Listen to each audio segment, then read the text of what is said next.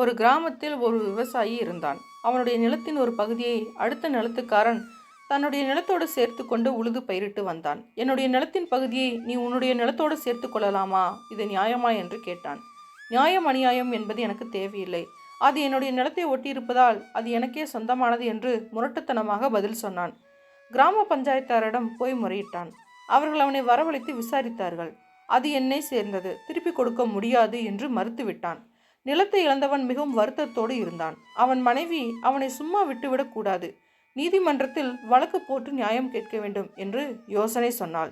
விவசாயி உடனே ஒரு வழக்கறிஞரிடம் போய் விவரம் கூறி வழக்கு தொடுத்தான்.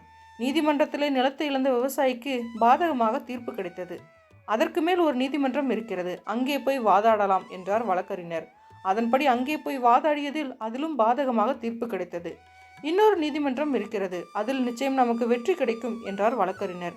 விவசாயி, ஐயா, நான் இழந்த நிலம் சிறு பகுதிதான். அதை மீட்பதற்காக நான் செலவு செய்த பணம் அந்த நிலத்தின் விலை மதிப்பை காட்டிலும் 4 மடங்கு ஆகும். மேலும் என்னுடைய விவசாய வேலைகளையும் கவனிக்க முடியாமல் அது வேறு நஷ்டம். முட்டாள்தனம் செய்துவிட்டேன். இனி இன்னொரு நீதிமன்றத்திற்கு போகவும் வழக்காடவும் என்னிடம் ஒரு காசு கூட இல்லை. அநியாயக்காரனை கடவுள் தண்டிக்கட்டும் என்றான்.